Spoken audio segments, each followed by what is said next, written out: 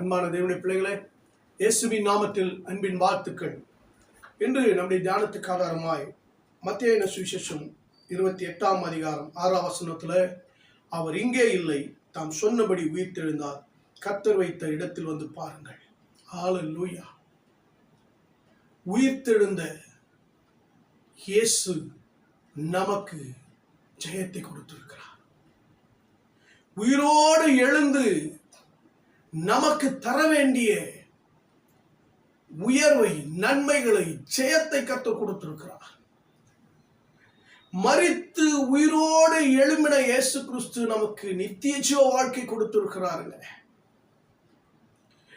ஒருவராலும் செய்ய முடியாத, எந்த தெய்வத்தாலும் தெய்வங்களாலும் செய்ய முடியாததை என் ஆண்டவர் இயேசு கிறிஸ்து செய்திருக்கிறார். மரிப்பதற்காகவே பிறந்தவர், மரணத்தை சுமந்தவர், சிலுவை சுமந்தவர், மரித்து 3ஆம் நாள் உயிரோடு எழும்பியிருக்கிறார். இயேசு கிறிஸ்து சிலுவையிலே அடிக்கப்பட்டது உண்மை. பிலாத்துவுக்கு முன்பாக குற்றவாளியாய் நிறுத்தப்பட்டது உண்மை. சேவகர்கள் அவரை அடித்தவருடைய சரீரத்தை பித்து எடுத்தது உண்மை. அவரை சிலுவையில் அடித்து அவர் மரித்த பொழுது விழாவில குத்தி அவர் மரித்து போனார் என்று சேவர்கள் 100க்கு அதிபதி சொன்னது உண்மை. அவர் மரித்து அடக்கம் பண்ணப்பட்டு, அதாவது சீலைகளாலே, துணிகளாலே சுற்றப்பட்டு அவர் கல்லறையிலே வைத்து அவரை பெரிய கல் வைத்து மூடினது உண்மை. சேவகர்கள் அங்கே காவலாளியா நின்றது உண்மை. என் அன்பு தேவனுடைய பிள்ளைகளே, எந்த சரீரத்தில், மாம்ச சரீரத்தில் அவர் பாடுபட்டாரோ, எந்த மாம்ச சரீரத்தில் சிலுவை சுமந்தாரோ, எந்த மாம்ச சரீரத்தில் சிலுவையில் அறையப்பட்டாரோ, எந்த மாம்சம் பிக்கப்பட்டது விழாவில குத்தப்பட்டாரோ, எந்த இயேசு கிறிஸ்து மாம்ச சரீரத்திலே மரித்து அடக்கம் பண்ணப்பட்டாரோ, அதே சரீரத்திலே மகிமையின் ரூபமாக, மறுரூபமாக்கப்பட்டவராக, உயிரோடு வெற்றி சிறந்தவராக எழுந்திருக்கிறார். ஹல்லேலூயா. அதே மாம்ச சரீரத்திலே மகிமையின் சரீரமாக உயிர்த்தெழுந்து ஜெயித்தவராக நமக்கு முன்பாக இன்றைக்கு நின்று கொண்டிருக்கிறார். இன்றைக்கு பேசப்படுகிறார். இன்றைக்கு உண்மையுள்ள சாட்சியா இருக்கிறாருங்க. அவர் மரித்து 3ஆம் நாள் உயிரோடு எழும்பி இருக்கிறார். அவருடைய மரணத்தை, அவருடைய உயிர்த்தெழுதலை அவர் பேசிக்கொண்டே இருந்தார். நான் மரித்து 3ஆம் நாள் உயிரோடு எழும்புவேன், நான் மரித்து 3ஆம் நாள் உயிரோடு எழும்புவேன் என்று சொல்லி அவர் சீஷரிடத்தில் பேசிக்கொண்டே இருந்தார். இந்த ஆலயத்தை இடித்து போடுங்கள், 3 நாளைக்குள்ள எழுப்புவேன் என்று சொன்னார். இந்த சரீரமாகிய மாம்சத்தை, உலகத்தில் இன்றைக்கு அழிந்து கொண்டிருக்கிற பாவத்திலே, சாபத்திலே, அக்கிரமத்திலே அழிந்து கொண்டிருக்கிற இந்த சரீரத்தை நான் எழுப்புவேன் என்று சொன்னாருங்க. உண்மையுள்ளவர், சொன்ன வார்த்தையை செய்து முடித்தவர், சொன்னதை செய்கிறவர் என் ஆண்டவராகிய இயேசு கிறிஸ்து. ஹல்லேலூயா, ஹல்லேலூயா. மரணம் அவரை தடுக்க முடியவில்லை, மேலான அதிகாரங்கள் அவரை தடுக்க முடியவில்லை. இல்ல போர் சேவர்கள் கல்லறைகளை வைத்து, பெரிய கல்லை வைத்து அவர்கள் பாதுகாத்தவர்களால் அவருடைய உயிர்த்தெழுதலை தடுக்க முடியவில்லை. இயேசு இன்றைக்கும் ஜீவனோடு இருக்கிறார். ஆமென், ஹல்லேலூயா. என் அன்பு தேவனுடைய பிள்ளைகளே, முதல் மரணத்தை ஜெயித்து எழுந்தவர், யாரும் செய்து முடிக்காததை மனித சரீரத்திலே, தேவன் மனித சாயலிலே மனித அவதாரம் எடுத்து மனிதனுக்காக பாடுபட்டு சிலுவையிலே வெற்றி சிறந்து 3ஆம் நாள் உயிரோடு எழும்பினவர் என் ஆண்டவர் இயேசு கிறிஸ்து. ஆண்டவர் இயேசு கிறிஸ்து நம்முடைய வாழ்க்கையில ஒன்றுமில்லாமல் இருந்த நமக்கு, இந்த உலகத்தால் தள்ளப்பட்டிருந்த நமக்கு, இருளில் வாழ்ந்த நமக்கு, இந்த உலகத்தில் பிசாசின் பிள்ளைகளாக இருந்த நமக்கு இயேசு கிறிஸ்துவின் உயிர்த்தெழுதல் நம்மை ராஜாக்களும் ஆசாரியர்களுமாய் மாற்றியிருக்கிறது. வெளிச்சத்தின் பிள்ளைகளாய் மாற்றியிருக்கிறது. சுதந்திரவாளியாக, சொந்த ஜனங்களாக நம்மை மாற்றியிருக்கிறது. என் அன்புடைய பிள்ளைகள், அவருடைய கிருபையின் இரக்கத்தை நமக்கு கொடுத்திருக்கிறார்.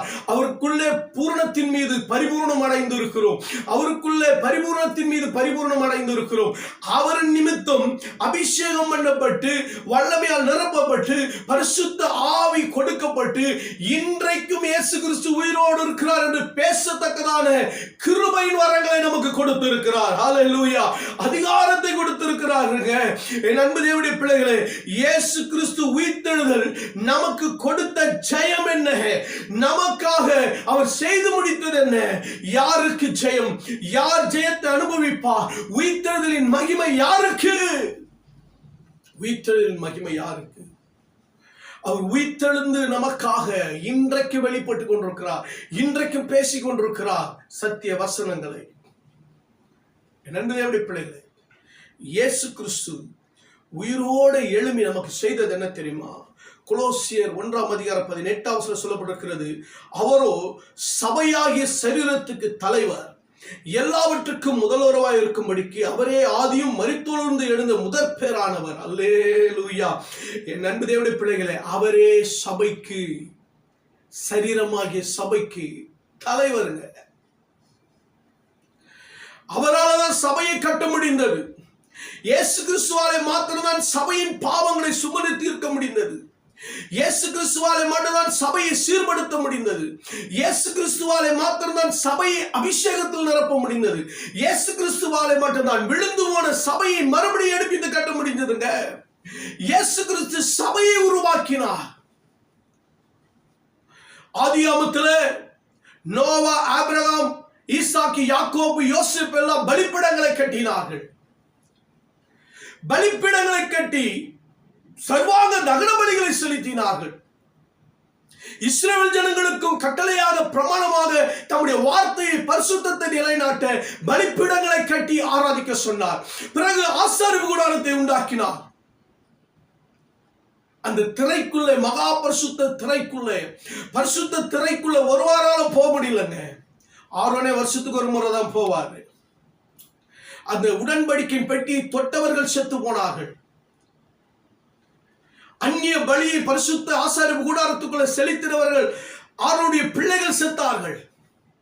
ஆனால் இன்றைக்கு என் ஆண்டவர் நம்மை மகா பரிசுத்த ஸ்தலத்துக்குள்ளே பிரவேசிக்கக்கூடிய, சபைக்குள்ளே பிரவேசிக்கக்கூடிய நம்முடைய சரீரங்களை பரிசுத்தப்படுத்தி, நம் சரீரத்தை தகுதிப்படுத்தி, அவரோடு கூட இணைத்து, இயேசு கிறிஸ்துவின் ரத்தத்தினாலே எல்லா தடைகளை உடைத்து இன்றைக்கு நம்முடைய சரீரமானது உருவாக்கப்படுகிறது. அல்லேலூயா. கிறிஸ்து இயேசுவுக்குள்ளே உருவாக்கப்படுகிறது. கிறிஸ்து இயேசுவுக்குள்ளே கட்டப்படுகிறது நம்முடைய சரீரம். கிறிஸ்து இயேசுவுக்குள்ளே என் அன்பு தேவனுடைய பிள்ளை, நம்முடைய சரீரத்தில் இயேசு கிறிஸ்து வாழ்ந்து கொண்டிருக்கிறார், உலாவிக் கொண்டிருக்கிறார். கிறிஸ்து இயேசுவுக்குள்ளே நம்முடைய சரீரம் சத்தியத்தினால் போதிக்கப்படுகிறது. நம்முடைய சரீரமானது இயேசு கிறிஸ்துவுக்குள்ளே ஒவ்வொரு நாளும் காக்கப்படுகிறது.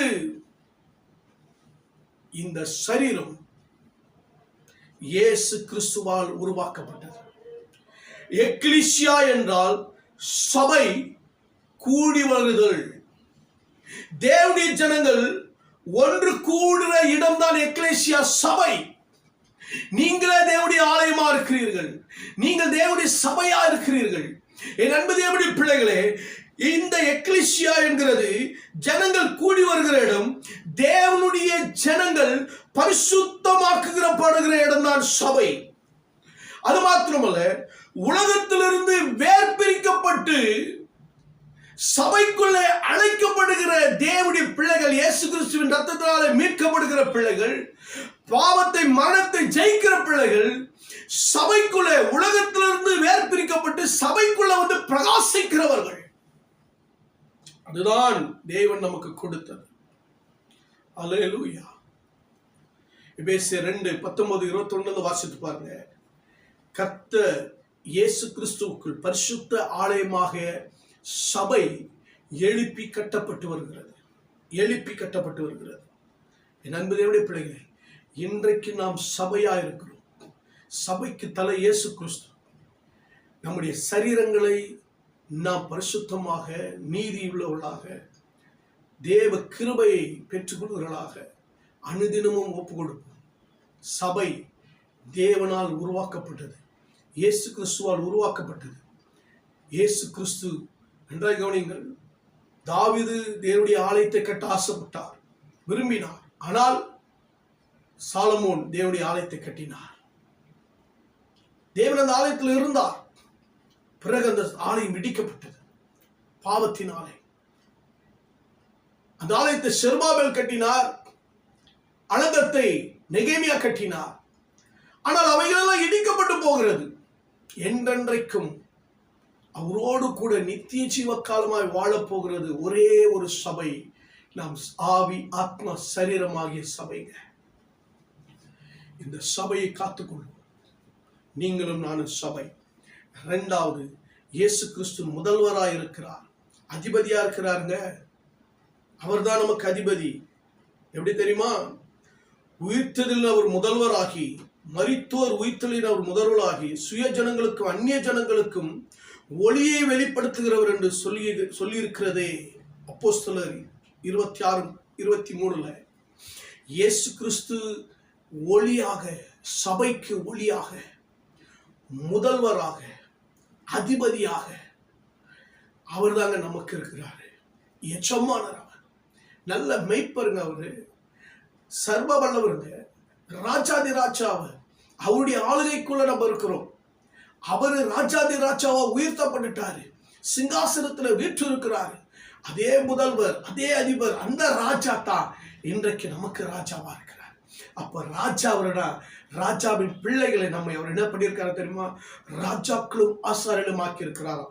அந்தகார ஒளியிலிருந்து ஆச்சரியமான ஒளியிடத்திற்கு வரவழைத்தவருடைய புண்ணியங்களை அறிவிக்கும்படி தெரிந்து கொள்ளப்பட்ட சந்ததிய ராஜரீக ஆசாரிய கூட்டமாக பரிசுத்த ஜனமாக நம்மளை ஏற்படுத்தியிருக்கிறாங்க.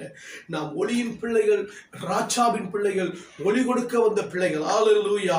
மூன்றாவது சொல்லப்பட்டிருக்கிறது, அவரே ஆதியும் மரித்தோரிலிருந்து எழுந்த முதற் பேரானவர். லூக்கா 2:7, அவள் தன் முதற் பேரான குமாரனை பெற்று, முதற் பேரான குமாரன் அவர்தான், முதலில் மரணத்தை ஜெயித்தவர் அவர்தான், உயிரோடு இன்றைக்கும் எழுந்தவர் அவர்தான்.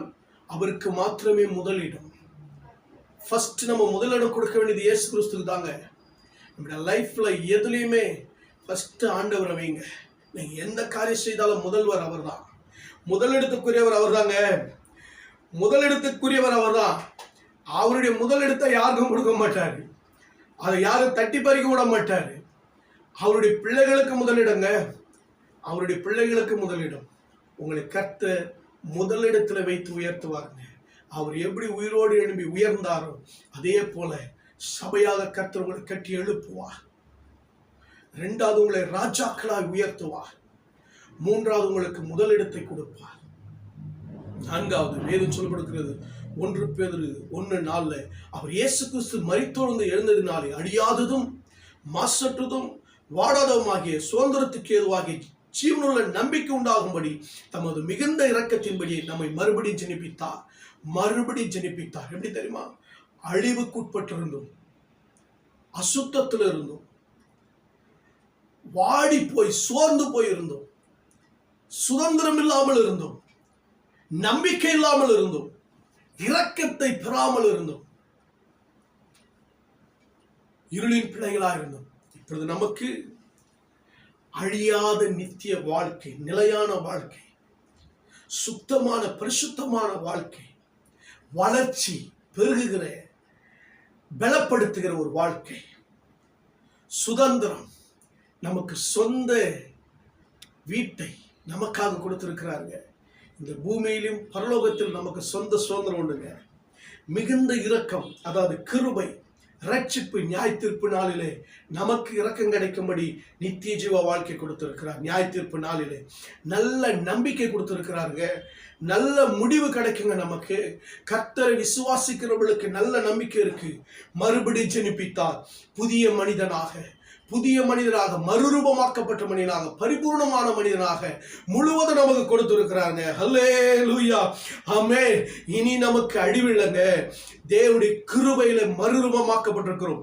மரணத்தை ஜெயமாக விழுங்கின இயேசு கிறிஸ்து இன்றைக்கு பாவத்தின் பல நியாயப்பிரமாணம் சத்துருவை ஜெயித்து அவர் இன்றைக்கு உயிரோடு எழும்பி இருக்கிறாருங்க. இயேசு கிறிஸ்துவோடு இருந்த யூதாஸ் அழிவை தேடிக்கொண்டார், மரணத்தை தேடிக்கொண்டார். குடல் சரிந்து வெடித்து செத்து போனாருங்க. தலைக்கீழ விழுந்து செத்து போனார். காரணம் பணத்தின் ஆசை, உலக ஆசை. இந்த ஆசை நிமித்தருடைய வாழ்க்கையில் இருந்த நல்ல ஒரு ரட்சிப்பை, நல்ல போதகரை, நல்ல மெய்ப்பரை, நல்ல நண்பரை, நமக்காக ஜெயம் கொடுக்கிறவரை இழந்துட்டார்கள் யூதாஸ் காரியர். இந்த உலகத்தின் ஆசை வேண்டாங்க. நண்பதையுடைய பிள்ளைகளை, கர்த்தருக்கு முன்பாக சோர்ந்து போகாமல் நற்கிரியை செய்யுங்க, அழிவு வராது. அது மாத்திரம் இல்ல, உங்களுக்கு அழைத்த அழைப்புல பரிசுத்தத்துல நிலைத்திருங்க. நீங்க அழிந்து போக மாட்டீங்க. நிச்சயம் உங்களுக்கு பிரசன்னத்துல கிருபையில உங்களை எடுத்து பயன்படுத்துவார். அடுத்து என் அன்பதையுடைய பிள்ளைகளை, தேசத்திற்காக, தேசத்து ஜனங்கள் அழிந்து போகாதபடிக்கு திறப்புல நின்று ஜெபிங்க. எஸ்தர் ஜெபித்தாங்க. அவங்களுடைய லைஃப்ல பாருங்க பெரிய வெற்றியை கண்டாங்க. தேசமும் ரட்சிக்கப்பட்டது, அவர்களும் ரட்சிப்பை காத்து கொண்டார்கள். நீங்களும் தேசத்தை ரட்சிப்பைக்குள்ளே வருகிறதற்கு, தேச ரட்சிப்புக்குள்ள வருகிறதற்கு, ஜனங்கள் மனம் திரும்புகிறதற்கு ஒரு நாள் திறப்புல நின்று ஜெபிங்க. ஜெபிக்கிறவர்கள், தேசத்திற்காய் புலம்பி அழுகிறவர்கள் ஜெயத்தை பெறுவார்கள். பரிசுத்தவான்கள் அழிவை காண மாட்டார்கள். அது மாத்திரமல்ல, தேவனுக்காய் ஓடுகிறவர்கள், பந்தய சாலையில ஓடுகிறவர்கள், நல்ல போராட்டத்துக்காய் ஓடுகிறவர்கள் அழிவை காண மாட்டார்கள். ஜீவ கிரீடத்தை, நீதியின் கிரீடத்தை பெற்றுக் கொள்வார்கள். கர்த்தர் ஆசீர்வதிப்பார். என் அன்புடைய பிள்ளைகளே, யார் அழிவை காண்பார் தெரியுமா? மாம்சத்திலே வாழுகிறவர் அழிவை காண்பார்கள். இயேசுவை மறுதலிக்கிறவர்கள் அழிவை காண்பார்கள். கள்ள நாவு பகைக்கிறவர்கள், இச்சகம் பேசுகிறவர்கள் அழிவை காண்பார்கள். துன்மார்க்கர் அழிவை காண்பார்கள். பெருமை உள்ளவர்களுக்கு கர்த்தர் அழிவை கொடுப்பார். மேட்டிமையானவர்களுக்கு அழிவை கொடுப்பார்கள். சத்தியத்தை விட்டு விலகுகிறவர்கள் விலகி என்ன செய்வார்கள்? அழிவை காண்பார்கள். உங்கள் அழிவுக்காக அழைக்கவில்லை, நித்திய ஜீவ வாழ்க்கைக்காக, ஆசீர்வாதத்திற்காக, அவரோடு கூட வாழும்படிக்கு, ஆவிக்குரிய ஆசீர்வாதத்தை கொடுத்து உங்களை உயர்த்தமடிக்க அவர் அழைத்து வந்திருக்கிறார். ஹல்லேலூயா. மூன்றாவதாய் சொல்லுகிறேன், என் அன்பு தேவனுடைய பிள்ளைகளை, இயேசு கிறிஸ்துவின் உயிர்த்தெழுதல் சபையாக நம்மளை உருவாக்கி இருக்கிறது. அழிவிலிருந்து நம்மை நித்திய ஜீவ வாழ்க்கைக்கு, நம்மை பரிசுத்த வாழ்க்கைக்கு நம்மை நடத்தி கொண்டிருக்கிறது. அழியாமை கொடுத்திருக்கிறது, ஜெயத்தை கொடுத்திருக்கிறது. மூன்றாவது, உயிர்த்தெழுந்த இயேசு கிறிஸ்து அதிகாரத்தை கொடுத்திருக்கிறார். அவர் உயிரோடு எழும்பி சீஷர்களை பார்த்து சொன்னார், வானத்திலும் பூமியிலும் சகல அதிகாரம் எனக்கு கொடுக்கப்பட்டிருக்கிறது. நீங்கள் புறப்பட்டு போய் சகல ஜனங்களை சீஷராக்குங்கள். ஒவ்வொருவரும் இந்த ஆண்டு ஒரு தீர்மானம் பண்ணுங்க. இந்த 2026 ஒரு ஆத்மாவை இயேசுவுக்கு சொந்தமாக்குவேன். ராஜ்யத்துக்கு, தேவ ராஜ்யத்துக்கு சொந்தமாக்குவேன். பாவத்திலிருந்து, சாபத்திலிருந்து, பிசாசின் பிடியிலிருந்து விடுதலையாக்குவேன். குடியிலிருந்து விடுதலையாக்குவேன். போதிலிருந்து விடுதலையாக்குவேன். அடிமைப்பட்டிருக்கிற அடிமைத்தனத்திலிருந்து விடுதலையாக்குவேன். சிறையிருப்புள்ள ஜனங்களை விடுதலையாக்குவேன் என்று சொல்லி இயேசுவை போல தீர்மானம் பண்ணுங்கள். இயேசு கிறிஸ்து அதிகாரம் கொடுத்திருக்கிறாருங்க. அதிகாரம் கொடுத்தது மாத்திரம் உங்களோடு கூட இருப்பேன் என்று சொல்லி இருக்கிறார். மேல் வீட்டறையில காத்திருந்தவர்கள் பரிசுத்த ஆவியானவர் இறங்கினார். பேதுரு எழும்பி பிரசங்கம் பண்ணினாருங்க. நசரேயனாகிய இயேசுவை அடித்து கொலை செய்தீர்கள் என்று சொன்னார்கள். ஜீவாதிபதியை கொலை செய்தீர்கள், அவரை பிதாவாக்கி தேவன் உயிரோடு எழுப்பினார் என்று சொல்லும் பொழுது அவரவர் குத்தப்பட்டார்கள், மனம் திரும்பினார்கள், இயேசுவை ஏற்றுக்கொண்டார்கள். பரிசுத்த ஆவியினால் நிரப்பப்பட்டு தினந்தோறும் சுவிசேஷத்தை அறிவீங்கள், சத்தியத்தை அறிவீர்கள். தேசத்திற்காக திறப்பில் ஜெபியுங்கள். ஒரு ஆத்துமாவை ரட்சிப்புகளை நடத்த கர்த்தர் உன்னை பயன்படுத்த விரும்புகிறார். இயேசுவின் உயிர்த்தெழுதல் உனக்கு அதிகாரம் கொடுத்திருக்கிறது. இயேசுவின் உயிர்த்தெழுதல் உனக்கு அழியாமை கொடுத்து, நித்திய ஜீவனை கொடுத்து, ஜெயத்தை கொடுத்திருக்கிறது. இயேசுவின் உயிர்த்தெழுதல் தேவ பாளையத்துக்கு புறம்பாயிருந்த உன்னை சபைக்குள்ள இணைக்கப்பட்டிருக்கிறது. சபையாக நீங்க மாறி இருக்கிறீர்கள். இப்படிப்பட்ட ஆசீர்வாதத்தை, ஜெயத்தை பெற்ற நீங்கள் இயேசுவுக்காக எழுப்பி பிரகாசியுங்கள். பரலோக பிதாவே, அன்பின் தகப்பனே, வானத்துக்கு பூமிக்கு தேவனாய் கர்த்தாவே, இந்த உயிர்த்தெழுதலின் ஜெயத்தை ஒவ்வொருவரும் பெற்றுக்கொள்ள கர்த்தர் கிருபை செய்யுங்க, ஆசீர்வதிங்க, பெரிய காரியங்களை செய்யுங்க. இயேசுவின் நாமத்தில் ஜெபத்தை கேட்டீர்கள் ஜீவனுள்ள நல்ல பிதாவே. ஆமென், ஆமென். God bless you. உயிர்த்தெழுதல் இயேசுவின் நாமத்தினாலே உங்களுக்கு வாழ்த்துக்கள். ஆமென்.